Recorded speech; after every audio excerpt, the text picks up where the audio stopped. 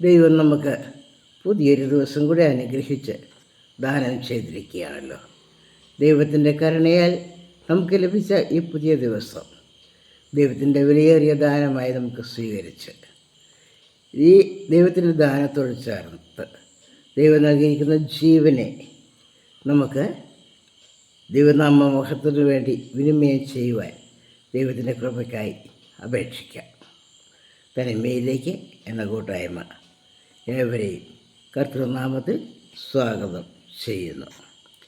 മത്തായിയുടെ സുവിശേഷം 7-ാം അധ്യായം 7-ാം വാക്യം. യാചിപ്പിൻ, എന്നാൽ നിങ്ങൾക്ക് കിട്ടും. അന്വേഷിപ്പിൻ, എന്നാൽ നിങ്ങൾ കണ്ടെത്തും. മുട്ടുവിൻ, നിങ്ങൾക്ക് തുറക്കും. 3 കാര്യങ്ങളാണ് ഓരോ ദിവസത്തെയും ജീവിതം ധന്യമാക്കുവാനായി ദൈവത്തിൽ നിന്നും നാം പ്രാപിക്കേണ്ടത്. 1 യാചനയാണ്. യാചിച്ചാൽ നിങ്ങൾക്ക് കിട്ടും. 2 അന്വേഷണമാണ്. ദൈവം നമുക്ക് തരുന്ന ആ അനുഗ്രഹങ്ങൾ എങ്ങനെ അനുഗ്രഹകരമാക്കി തീർക്കാമെന്നുള്ള അന്വേഷണം. 3 മുട്ടണം. നമുക്ക് ദൈവം നൽകുന്ന അവസരങ്ങളെ നാം ഉപയോഗിക്കണം. ഓരോ അവസരങ്ങളും നാം പരാജയഭീതി കൊണ്ടോ ആശങ്ക കൊണ്ടോ വിനിയോഗിക്കാതെ ഇരിക്കരുത്. ഓരോന്നും മുട്ടി നോക്കണം. അതിൽ ദൈവ അനുഗ്രഹം നമുക്ക് എവിടെയാണ് ഒളിഞ്ഞിരിക്കുന്നതെന്ന് കണ്ടെത്താം. എന്താണ് നാം യാചിക്കേണ്ടത്? എപ്പോഴാണ് നമ്മൾ യാചിക്കുന്നത്? നമുക്ക് ഒന്നുമില്ലാത്ത അവസരത്തിലാണ്, തീരെ നിസ്സഹായരായ അവസരത്തിൽ മാത്രമേ നാം യാചിക്കുകയുള്ളൂ. യാചന എന്ന് പറയുന്നത് നമുക്ക് ഭൗതികമായി ആർക്കും താല്പര്യമില്ലാത്ത കാര്യമാണ്. ആരുടെ മുന്നിൽ യാചിക്കുവാനോ കൈ നീട്ടുവാനോ ആർക്കും താല്പര്യമില്ല.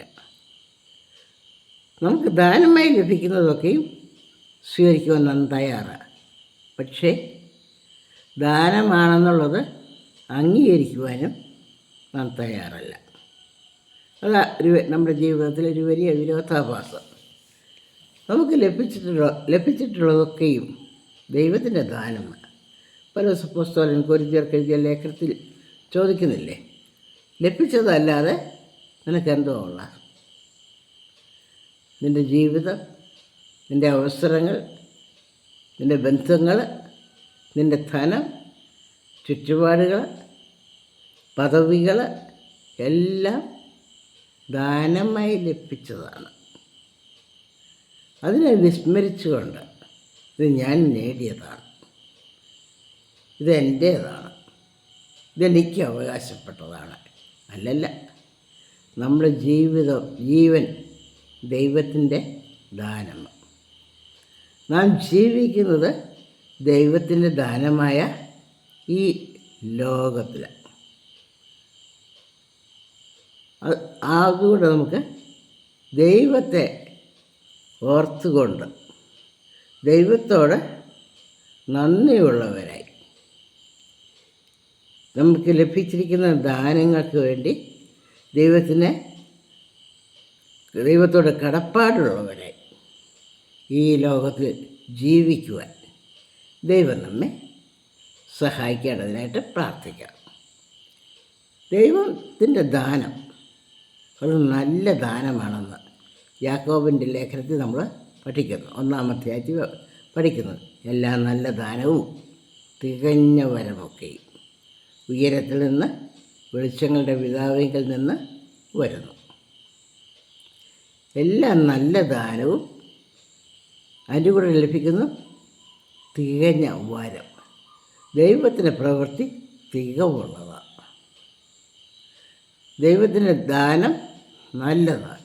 നല്ലതും തികവുള്ളതും പൂർണ്ണതയുള്ളതുമായ ആ ദാനം ദൈവത്തിൻ്റെ കയ്യിൽ നിന്നും വരുന്നത് മാത്രമാണ് നമുക്ക് അനുഭവിക്കുവാൻ സാധിക്കുന്നത്. എന്നാൽ വിരോധാഭാസം എന്ന് പറയട്ടെ, നാം ജീവിക്കുന്ന സാഹചര്യങ്ങളിൽ നാം സാത്താൻ്റെ സ്വാധീനത്തിന് അധീനപ്പെട്ടു പോകുന്ന എന്നുള്ള സങ്കടകരമായ കാര്യം നാം അംഗീകരിച്ചേ മതിയാവും. നമുക്ക് ലഭിച്ചിട്ടുള്ള ദാനങ്ങൾ നാം ഏതെല്ലാം രീതിയിലാണ് ഉപയോഗിക്കുന്നത്? കർത്താവ് പറയുകയാണ്, ഈ ദാനങ്ങൾ ഉപയോഗിക്കണമെങ്കിൽ ഉയരത്തിലെ ജ്ഞാനം വേണം. അപ്പോൾ മാത്രമാണ് എൻ്റെ പാനപാത്രം നിറഞ്ഞു കവിയുന്ന അനുഭവം വരുന്നത്. യഹോവ ഇടയനായി നയിക്കുന്ന ആട്ടിൻകൂട്ടത്തിൻ്റെ ജീവിതത്തിൽ അവരുടെ പാനപാത്രം നിറഞ്ഞു കവിയും. വർത്തമാനകാലത്തിൽ അവരുടെ പാനപാത്രം നിറഞ്ഞു കവിയും. ഭാവി കാലത്തിൽ അവരുടെ പൂർണ്ണ നിശ്ചയമാണ് നന്മയും കരുണയും എൻ്റെ ആയുഷ്കാലമൊക്കെയും എന്നെ പിന്തുടരും. ദൈവഹിതപ്രകാരം ദൈവത്തിൻ്റെ ദാനങ്ങളെ തിരിച്ചറിഞ്ഞ് നാം അവയെ വിനിമയം ചെയ്യുമ്പോൾ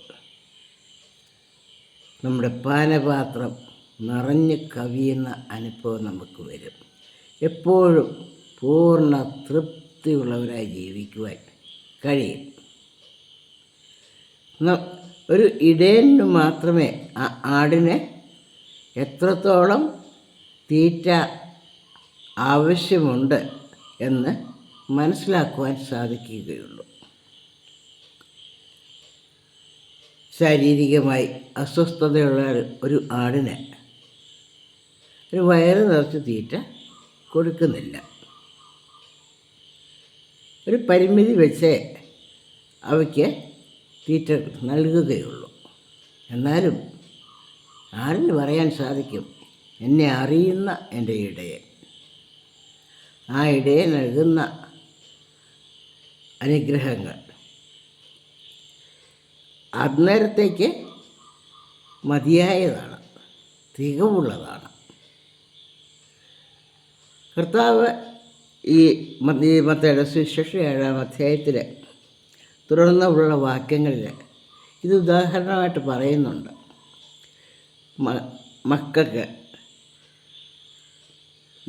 മക്കൾക്ക് മാതാപിതാക്കൾ നൽകുന്ന അവരെ മാതാപിതാക്കൾ മക്കളുടെ പരിപോഷണത്തിനായി നൽകുന്ന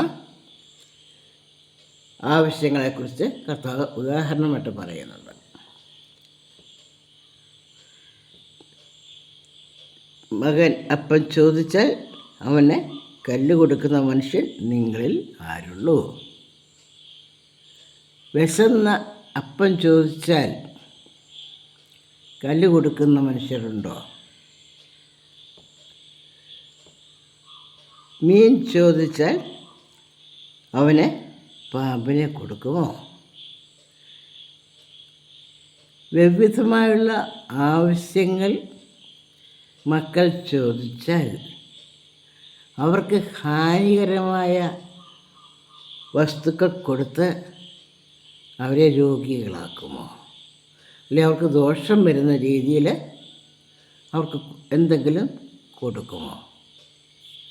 അതുപോലെ നിങ്ങളുടെ സ്വർഗസ്ഥനായ പിതാവ് തന്നോട് യാചിക്കുന്നവർക്ക് നന്മ എത്ര അധികം കൊടുക്കും. സ്വർഗസ്ഥനായ പിതാവ് നൽകുന്നത് ഒക്കെയും നന്മയാണ്. മാതാപിതാക്കൾ മക്കൾക്ക് അവരുടെ ആവശ്യങ്ങൾ നിവർത്തിച്ചു കൊടുക്കുന്നത് പോലെ ഏറ്റവും മെച്ചപ്പെട്ട രീതിയിൽ നൽകുന്നത് പോലെ സ്വർഗസ്ഥനായ പിതാവ് തന്നോട് യാചിക്കുന്നവർക്ക് നന്മ എത്ര അധികം കൊടുക്കും. അവിടെയും യാചനയുടെ കാര്യമാണ് കർത്താവ് പ്രത്യേകം ഊന്നിപ്പറയുന്നത്. യാചിക്കുന്നത് എന്ന ഒരു പ്രവൃത്തി നാം ചെയ്യുന്നത് നമുക്ക്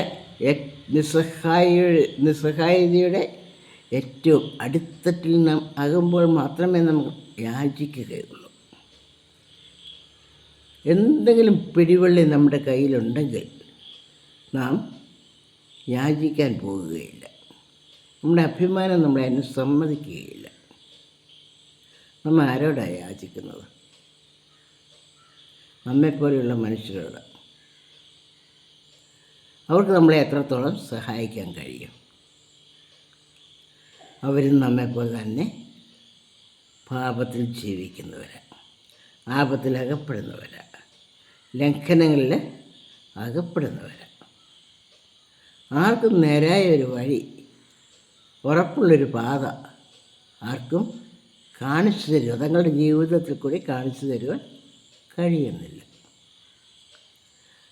അപ്പോൾ കർത്താവ് പറയുന്നു, നിങ്ങൾക്ക് അളവില്ലാതെ നന്മ ലഭിക്കണമോ, നിങ്ങൾ പിതാവിനോട് യാചിക്കുവാൻ തയ്യാറാകണം. നിങ്ങളുടെ ഒന്നുമില്ലായ്മയെ നിങ്ങൾ അംഗീകരിച്ചുകൊണ്ട് നീ തരുന്നതല്ലാതെ എനിക്കൊന്നുമില്ല കർത്താവേ, എൻ്റെ മൂക്കിലെ ശ്വാസം അതും നിൻ്റെ ദാനമാണ്, എൻ്റെ ശാരീരികമായ എല്ലാ അനുഗ്രഹങ്ങളും ദൈവമേ നിൻ്റെ ദാനമാണ്. കണ്ണുണ്ടായിട്ടും കാണുവാൻ കഴിയാത്തവർ, കാതുണ്ടായിട്ടും കേൾക്കുവാൻ കഴിയാത്തവർ, കാലുകളുണ്ടായിട്ടും നടക്കുവാൻ കഴിയാത്തവർ, കൈകളുണ്ടായിട്ടും പ്രവർത്തിക്കുവാൻ കഴിയാത്തവർ നമ്മുടെ ചുറ്റും നാം കാണുമ്പോൾ നമുക്ക് ഈ ദൈവത്തിൻ്റെ ദാനമായ ഈ അവയവങ്ങൾ ലഭിച്ചിട്ട് എന്താ പ്രയോജനം എന്ന് നാം ചിന്തിക്കാറുണ്ടോ? അതെടുത്ത് ഉപയോഗിക്കുവാൻ ബലം നൽകുന്ന ദൈവം നമ്മിൽ കഴിഞ്ഞെങ്കിൽ മാത്രമേ നമ്മുടെ ജീവിതം ധന്യമാകുന്നുള്ളൂ. യാചിക്കുവാൻ പഠിക്കുക. എളിമ ഉണ്ടെങ്കിൽ മാത്രമേ യാചിക്കുവാൻ നമുക്ക് സാധിക്കുകയുള്ളൂ.